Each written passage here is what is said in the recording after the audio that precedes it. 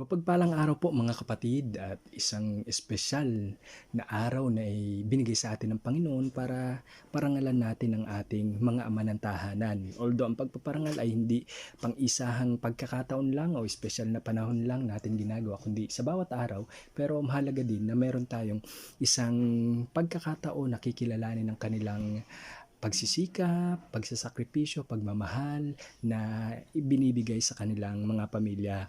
So sa umagang ito, very familiar ang ating pagtatalakayan para mailagay na natin yung sarili natin sa kwento. Ano po?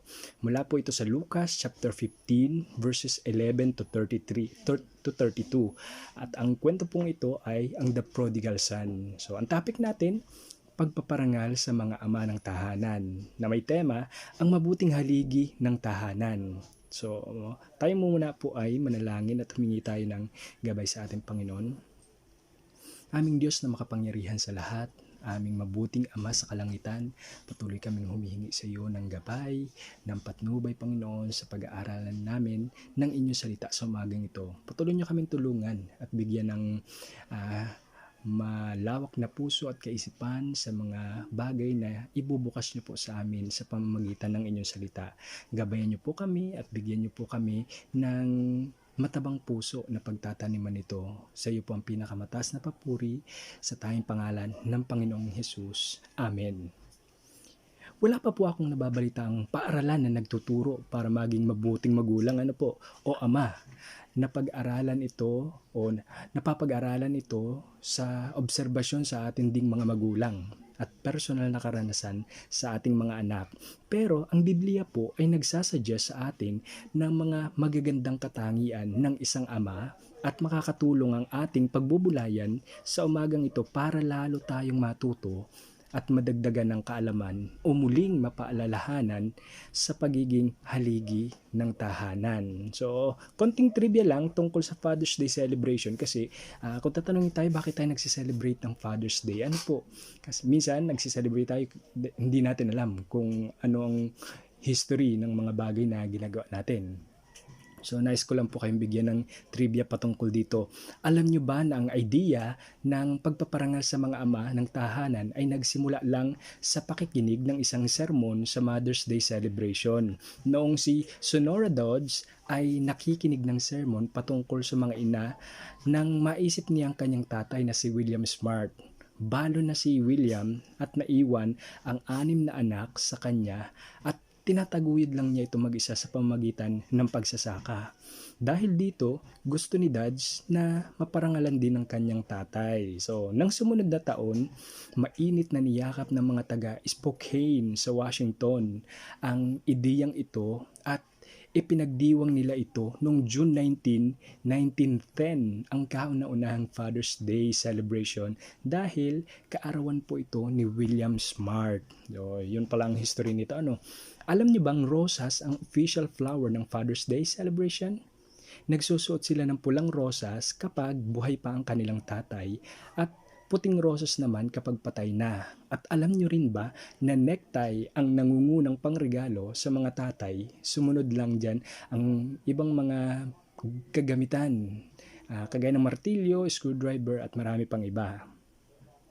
Ngayon, pag-iisipin po natin ang ating mga ama. Maaalala natin ang magkahalong pangit at mabubuting katangian nila kasi wala naman talagang perpektong ama. Kaya unfair naman sa God na gumamit tayo ng earthly standard para tukuyin kung sino ang Heavenly Father natin. Ang Biblia is our best source of insight into what our Heavenly Father is like. At ang Scripture ay nagsuggest din to what an earthly father should be like. In our Scripture today, meron tayong kwento ng isang ama at 2 anak na lalaki. Ito ay isang parabola na sinasabi ni Jesus upang ilarawan kung ano ang katulad ng Diyos kapag naligaw ang kanyang mga anak. Ito ay tungkol sa nais ng Diyos and it describes family relationships. So sa passage natin ito, kukuhain natin ang karakter o katangian ng ama at ito ang mabubuting katangian na siya nating pagbubulayan sa umagang ito. So, syempre ang tema natin ang mabuting haligi ng tahanan. Ang pinakaunang punto natin mga kapatid Hangad ang kaligayahan ng pamilya. Verse 12. So, hayaan niyo pong basahin ko. Ibinigay ng tatay ang kahilingan ng kanyang anak na makuha ang kanyang mana, na someday naman ay makukuha din naman niya kung wala na ang kanyang ama. So, hindi ang mana ang pinupunto dito. Hindi ang legalismo ng pagdaan sa tamang proseso sa pagkuha ng mamanahin, kundi ang kagustuhan ng tatay na maibigay ang kanilang mga kagustuhan. So, nais nilang maging masaya ang kanilang mga anak. Nais nilang maging independent ang kanilang mga anak. So, pinapakita sa atin ang kwento ng ating Ama sa Langit ay nagbibigay sa atin ng malayang kalooban o free will kung tinatawag natin. Pinapayagan niya tayong pumili ng malaya, magpasya sa ating mga kagustuhan, maaari niya tayong kontrolin at gawing madali ang landas natin kung susunod sa gusto niya. Ngunit, dumistansya siya para bigyan daan ang mga bagay na gusto natin, dahil ang tanging hangarin lang ng mabuting haligi ng tahanan ay ang ikasisiya ng kanyang pamilya. Pero marami po tayong nakikinig na kwento, nakikinig na ang tatay na sa pasimula pa lang, ang tatay nang pumili sa atin ng susuotin nung bata pa tayo. Siyempre, given na yun, maging ang lahat ng kakainin natin, pati ang school na papasukan, maging sa love life, may gustong ireto si tatay, pati na rin sa career natin, ito ang gusto ni tatay. Kahit nag-asawa na, may say pa rin si tatay sa tahanan ng kanyang anak. So sa huli, pakiramdam na ng mga anak, nakakulong na sila sa gusto ni tatay. Nawala na ang kasiyahan nilang pumili, malayang pumili, and feeling nila parang manikang disusi na lang sila. Kaya nang maging independent, kumawala na sa lahat ng gusto nila at nagpariwara.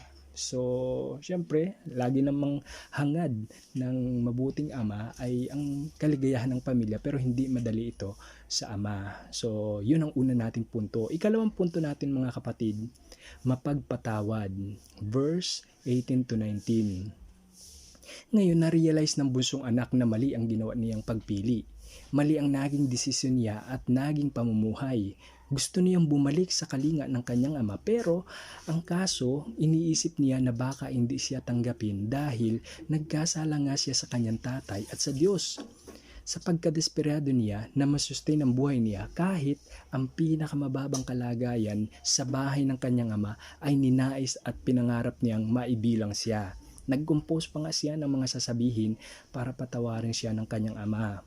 So, ano ang nagpapakita na pinatawad niya ang kanyang anak, hindi man nakasaad sa passage? So, kung babalikan natin yung verse 20, sabi dito, malayo pa'y natanaw na siya ng kanyang ama, at marahil ang kanyang ama ay araw-araw nag-aabang sa kanyang pagbabalik. Marahil ine-expect na niya na one day uuwi ang kanyang anak, kaya lagi siyang nakatanaw sa lugar na dadaanan niya pabalik, at naganap nga ang kanyang inaasahan na nakita niyang lumalakad pa uwi sa kanilang bahay ang kanyang anak.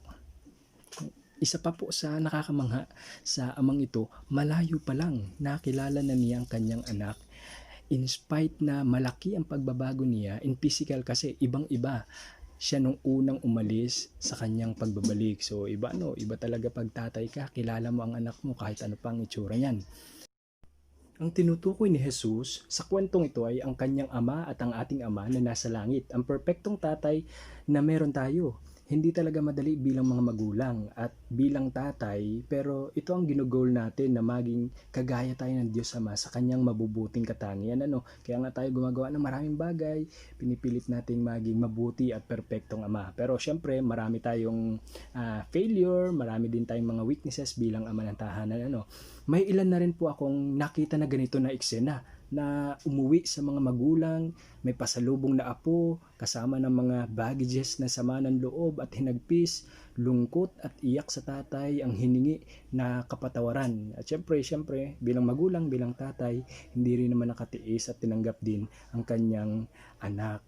Hindi ko rin po ma-imagine sa ganitong pagkakataon kung paglaki ni David bilang isang tatay at na-encounter ko yung ganitong pagkakataon na nakakumit si David ng pagkakamali, ay matukso lang akong masabi sa kanya na sinasabi ko na nga sa iyo, katigasan ng ulo mo eh. Di ba? Mahirap po pag nandun tayo sa punto, pero kailangan pa rin natin ng wisdom na nagmumula sa Panginoon. Sikapin natin mga tatay na sa tulong ng Diyos na makapaglaan tayo ng pagpapatawad sa ating mga anak. Yung itinuro ni Jesus kay Peter sa kanyang pagtatanong kung ilang beses magpapatawad, sana'y pag-aralan natin na maglaan ng pagpapatawad, maging bukas ang ating tahanan sa pagbalik ng ating mga anak, at maging bukas din ang bisig natin sa pagtanggap sa kanila. Ikatlong punto natin mga kapatid, mahabagin sa anak sa pangit na nangyayari at nagbubunyi sa mabuti.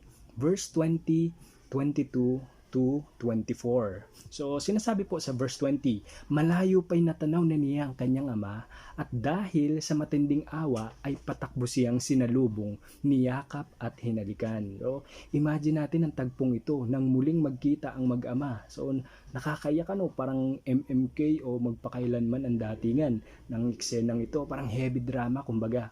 Matinding awa ang namayani sa tatay. Wala tayong nakitang nagalit ang ama o nagsermon sa kanya, kundi ang malaking pagmamahal at matinding awa na nagtulak sa kanya para kalimutan ang ginawa ng anak.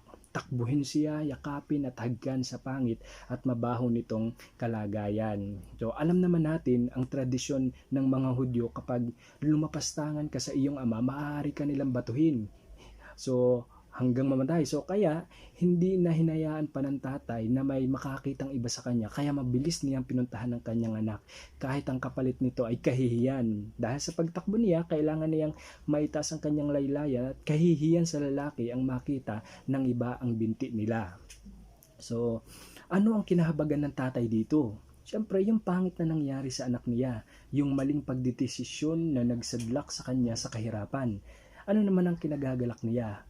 Yung bumalik sa kanyang kalinga ang kanyang anak, at ito ang magandang ginagawa o ginawa ng anak niya na nagbunsod sa kanya para magdiwang at magsaya.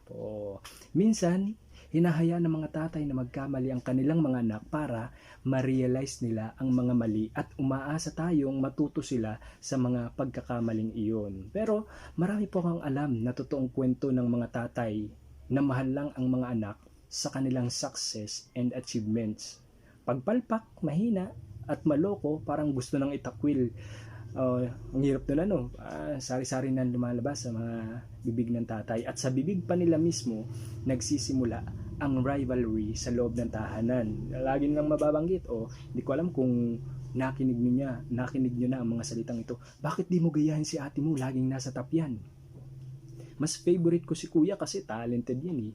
Aba, kilos-kilos, daig ka pa ng kapatid mo, masipag. Huwag nating hayaan silang mag-compete para sa favor nating mga tatay. Huwag nating hayaang makaramdam sila ng favoritism.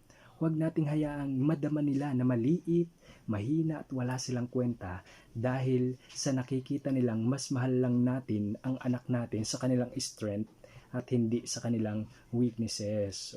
Ang Diyos naman sa langit mahal tayo kahit ano pa tayo. Sa mabuti at sa masama nating nagagawa, handa ang Panginoon na magpatawad kung tayo ay babalik sa Kanya. Mayroon din namang mga anak na sinasadyang gumawa ng maling bagay para mapansin ng magulang, kasi kapag tama ang ginagawa nila, hindi man lang ma-appreciate ni mapansin man lang ng tatay, at kapag mali ng gawa, saka sila papansinin. Kaya mas pinili nilang magpapansin sa maling paraan. So sana maging aware tayo mga magulang. Let's celebrate kahit small things na mga bagay na nagagawa ng ating mga anak. So, minsan papansin ng anak natin, ganda naman ng drawing, pero hindi pala natin mapansin kasi sobrang busy natin. At kapag pasaway na, saka lang natin tinatapunan ng atensyon. Dahil ang mabuting ama will love their children through their pain, mistakes, and suffering, and will celebrate in their success and achievement. So, maraming pagkakataon nga lang, mga tatay hindi vocal sa mga nararamdaman nila, pero pinapadama nila ang kanilang pagsimpatya sa paraan na alam nila. So, meron ako nakakatawang illustration dito. Si Pedro, mag-final exam na, nagsabi siya sa kanyang tatay. Sabi, tay, final exam na namin. Sabi ng tatay, ayusin mo ha, ikaw pa naman ang pinakamahinang anak ko. Kapag umuwi ka dito bukas, nang bagsak ka, wag mo na akong ituturing na ama. Kinabukasan, natapos ang final exam, pag uwi ni Pedro, sabi ng tatay, oh, anak, kumusta? Kumusta ang exam mo? Ayos lang naman, tol. So, although nakakatawa, pero kita natin na minsan ang mga magulang, iniibig lang yung magagandang bagay sa atin. So, ang ikaapat po nating punto, tagapagtugon ng pangangailangan. Verse 22 to 23. So, hayaan niyo pong basahin ko yung 22 to 23. Ngunit tinawag ng ama ang kanyang mga alila. Madali, kunin ninyo ang pinakamagandang damit at bihisan ninyo siya. Suotan ninyo siya ng singsing at bigyan niyo siya ng sandalyas. Katayin ninyo ang pinatabang guya at tayo'y magdiwang. So, prinubide agad ng ama ang lahat ng kailangan ng kanyang anak sa pagdating sa kanilang bahay. At ang lahat ng bagay na ito ay sumisimbolo ng pagiging bahagi ng tahanan ng kanyang ama. Napakadakilang katangian ng Diyos Ama, our God who provides every good thing. So, sinusustain niya ang kanyang mga nilikha at hindi niya pinagkukulang ang kanyang mga anak. Gaya ng isang mabuting pastor sa kanyang mga tupa, alam na alam nila kung ano ang pangangailangan ng kanilang tupa. So, ganoon naman talaga ang Diyos. Nakakamangha ang kanyang katangian.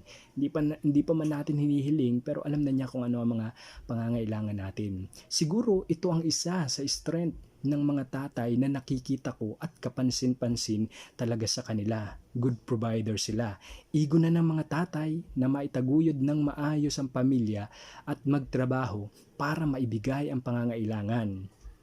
Minsan gumagawa pa ng higit sa makakaya kahit mapabayaan na ang sarili. Makapagbigay lang sa mga mahal sa buhay. So, isusubo na lang nila, ibibigay pa sa mga anak. Nakakapagsinungaling pa nga minsan. Busog na daw sila para mapagkasya lang ang ulam.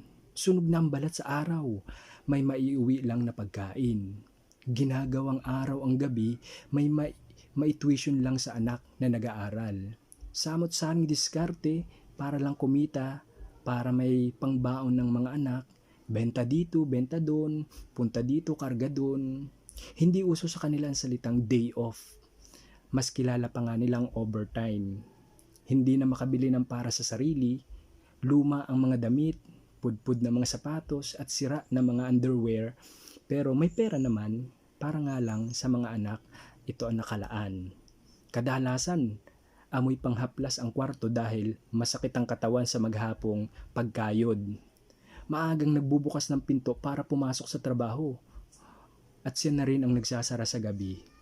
Nakakamangha ang pagiging selfless ng isang mabuting ama na ang tanging hangarin lamang nila maglingkod ng buong buhay at lakas para sa pangangailangan ng pamilya. So yun yung ikaapat natin. Isa sa magandang katangian ng mabuting ama, nagbibigay ng mga pangangailangan. Ikalima, gumagawa ng paraan para sa kapayapaan. Verse 25 to 28. So, babasahin ko po. Nasa bukid noon ang anak na panganay nang umuwi ito at malapit na sa bahay. Narinig nito ang tugtugan at sayawan. Tinawag niya ang isang utusan at tinanong, bakit? Anong meron sa atin? Dumating po ang inyong kapatid, sagot ng alila. Ipinapatay po ng inyong ama ang pinatabang guya dahil ang inyong kapatid ay nakabalik ng buhay at walang sakit. Nagalit ang panganay at ayaw niyang pumasok sa bahay. Pinuntahan siya ng kanyang ama at pinakiusapan. So, ano ang conflict dito sa point natin na ito? Ang kanyang panganay na anak ay galit. May tampo siya sa kanyang tatay at masama ang loob sa kanyang kapatid na bunso. Ang kanyang hindi pagpasok ay pagpapakita ng pagre-rebelde sa kanyang ama.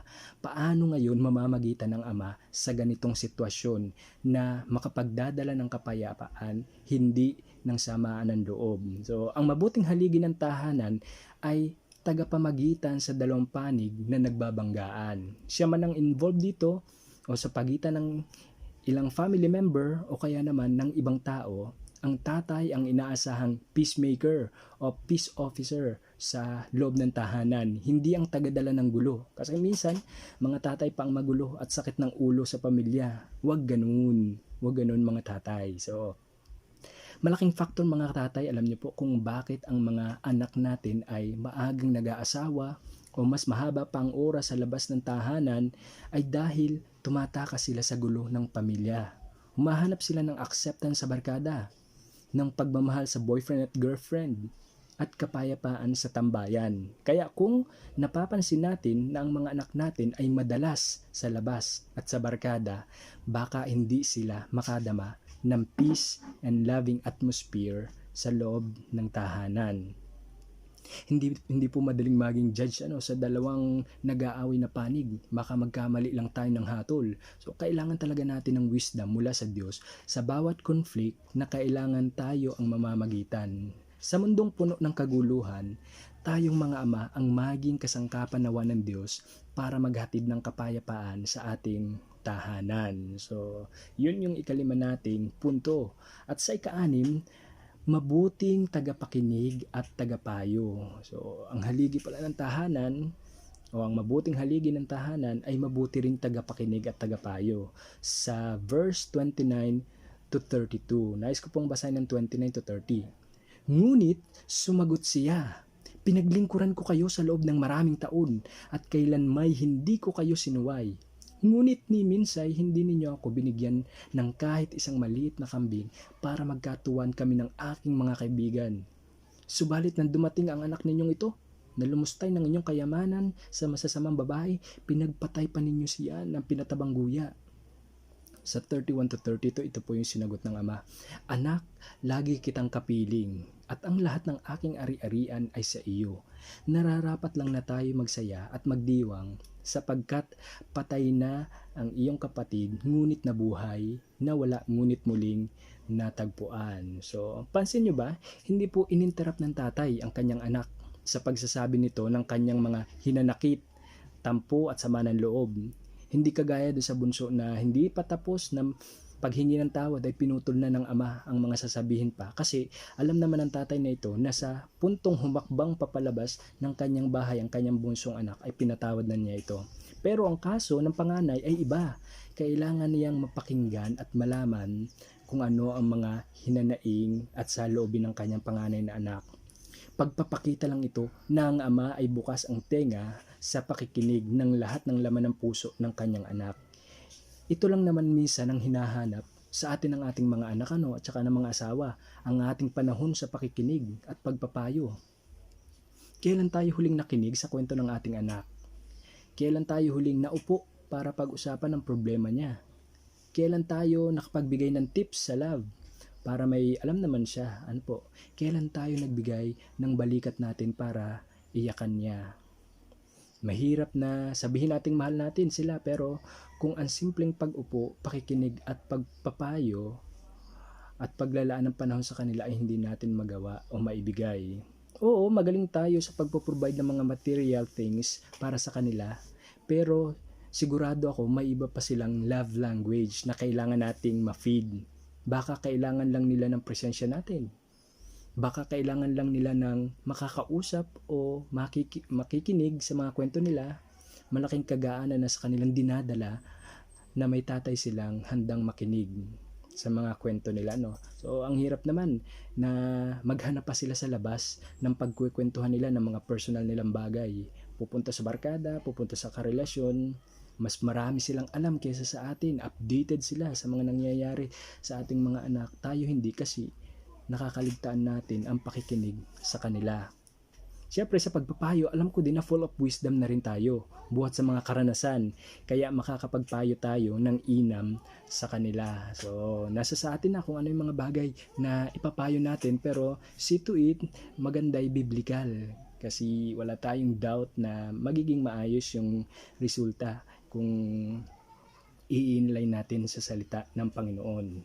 So, itong point number 7 and point number 8 po natin ay bonus ko lang. Wala ito dito sa ating passage pero nakikita ko mahalagang mahalaga ang dalawang bagay na ito na pag-uusapan natin. So, Ang point number 7 natin is nagdidisiplina. Ang mabuting haligi ng tahanan ay nagdidisiplina. Marami po bang nakakapansin? So marami na ang nakakapansin at nagsasabi na ibang-iba ang mga kabataan noon sa ngayon kung ugali ang pag-uusapan.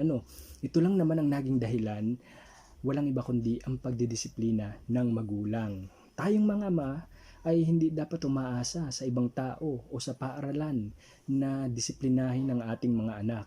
Meron nga po akong classmate sa Bible School.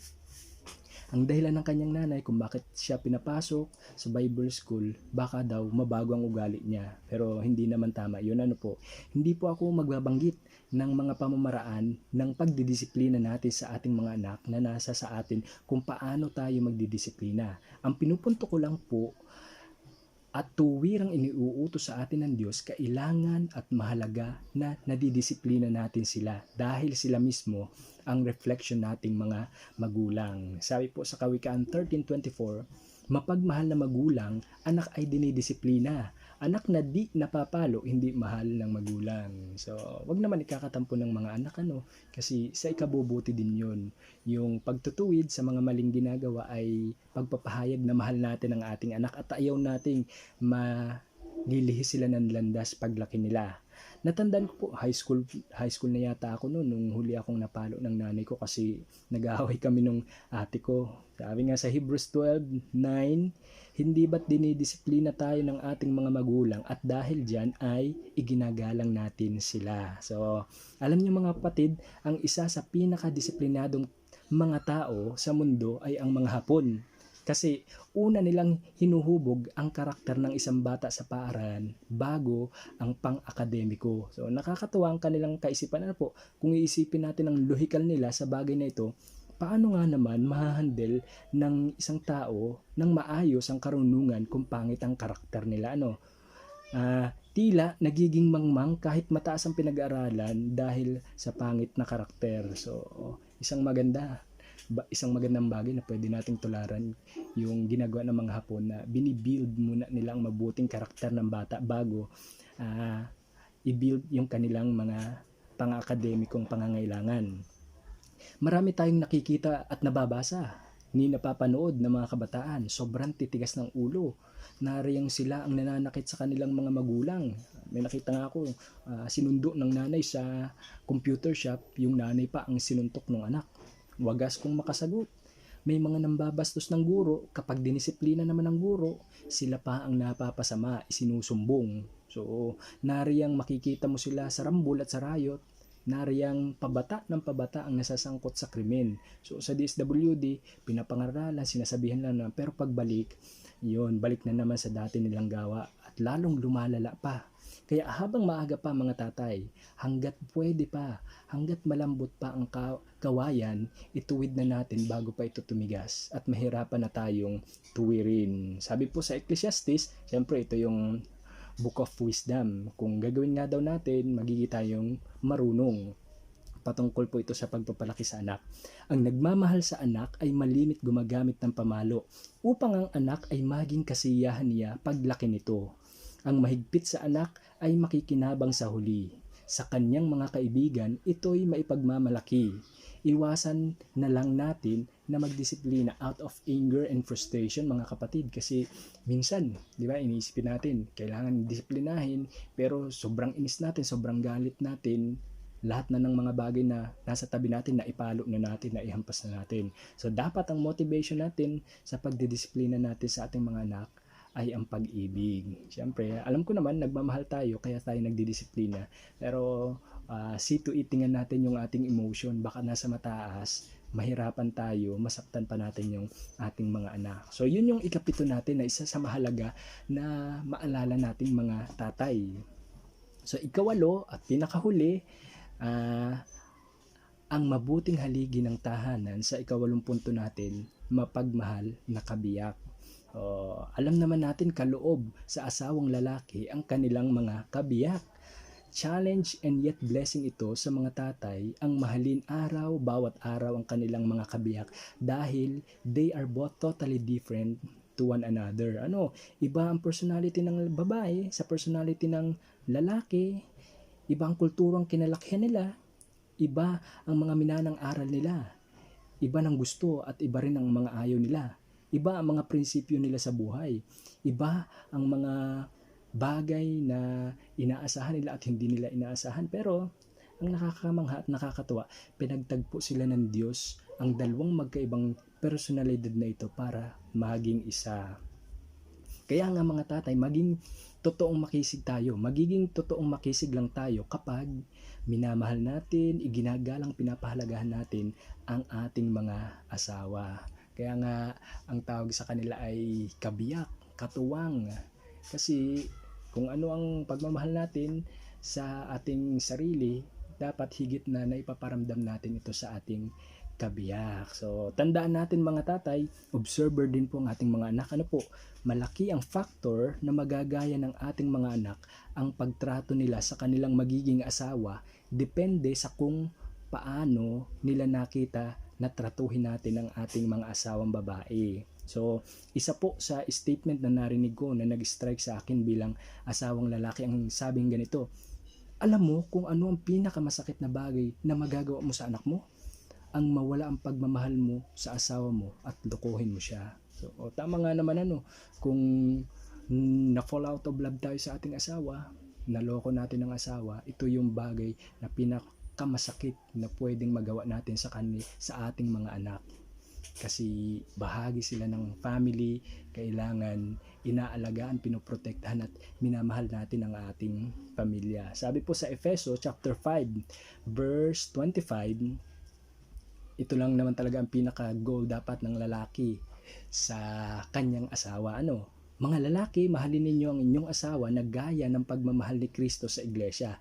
Inihandog niya ang kanyang buhay para sa iglesia. Kapag titingnan lang natin yung sinasabi dito na gaya ng pagmamahal ni Kristo sa iglesia. So, kita natin selfless, alam natin buo ang pagmamahal at wagas na pagsinta ang inialay ng Panginoon. Sabi nga sa huli, kahit buhay ibinigay para mahalin ang iglesia na kanyang itinatag. So alam na natin mga kapatid, mga tatay diyan, kung kanino tayo huhugot ng pagmamahal, kagaya ng pagmamahal ng Diyos sa iglesia. Minamahal, inaaruga, sinusustain, pinoprotektahan.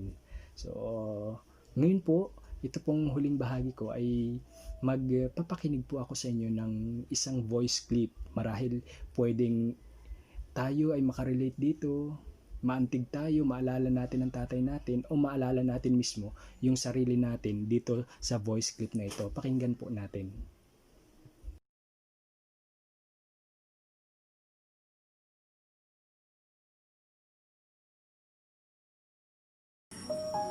Sinungaling si tatay. Tay, kain ka na po. Sige lang anak, kumain na si tatay. Ubusin mo yan. Tay, hati po tayo dito sa kumot. Malamig na po. Sige lang anak, kaya ni tatay ang lamig. Matulog ka ng mahimbing.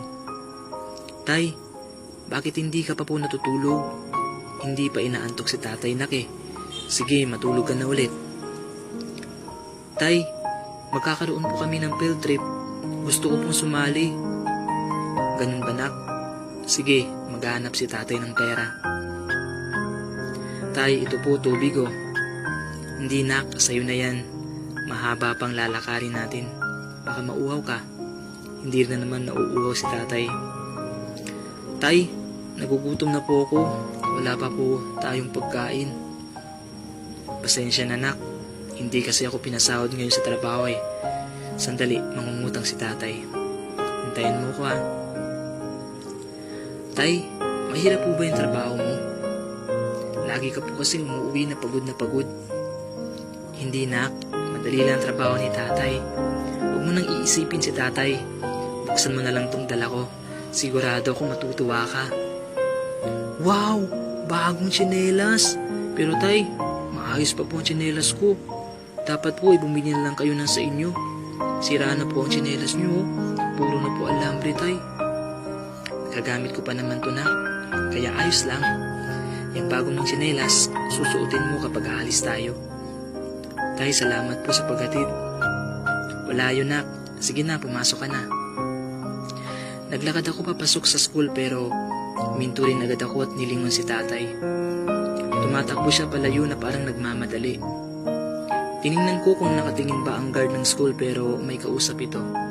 Agad akong tumakbo palabas at tinabol si tatay. Huminto si tatay sa isang construction site. Nakita ko siyang humihingi ng tawad sa isang lalaking may helmet sa ulo na galit na nakatingin sa kanya. Matapos nun ay tumakbo na si tatay paloob at paglabas niya ay naka long sleeve, may gloves at helmet na siyang suot.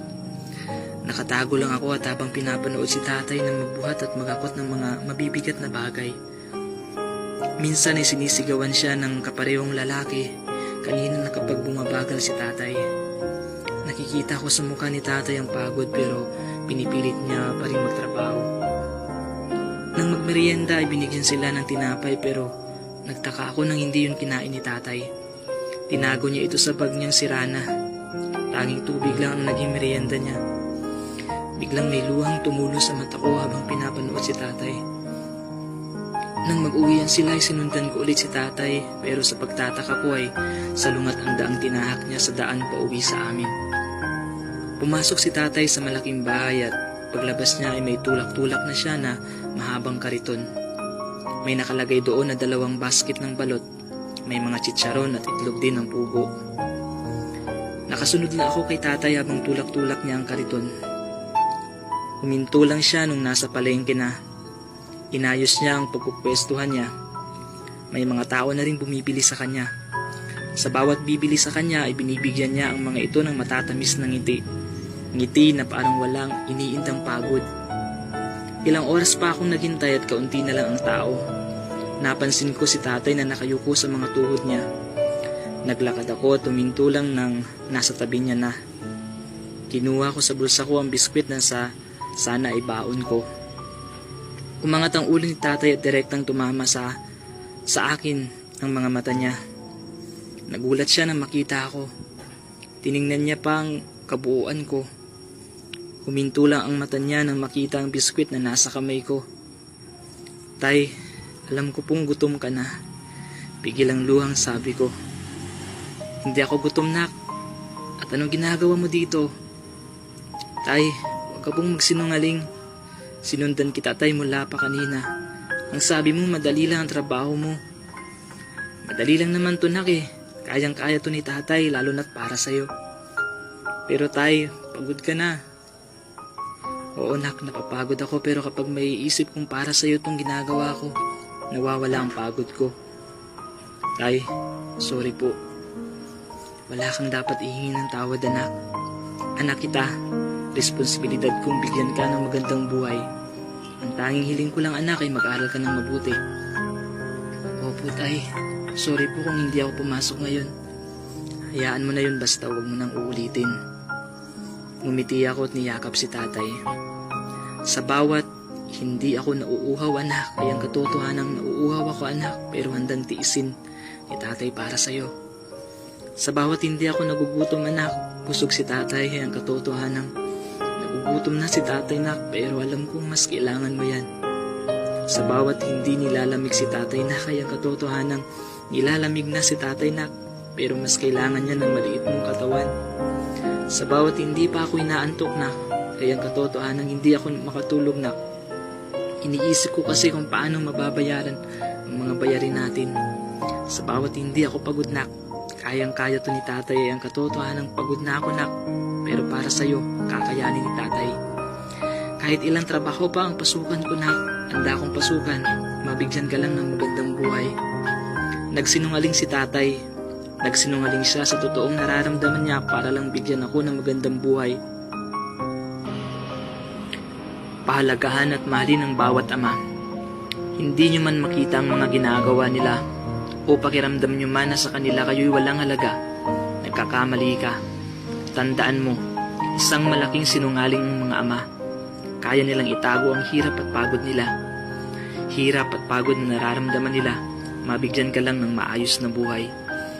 Kung nagagalit kayo dahil pakiramdam nyo wala lang kayo sa kanila, na hindi niya kayo mahal, na puro lang mali nyo ang napapansin, nagkakamali ka ulit. Dahil sa bawat sakit at iyak na nararamdaman nyo sa tuwing ganun ang iniisip nyo sa kanila, ay dobleng sakit ang nararamdaman nila. Hindi nyo lang alam at makita kasi nga nagsisinungaling na sila tungkol sa totoong nararamdaman nila. Walang makakapantay sa pagmamahal ng isang ama sa anak niya.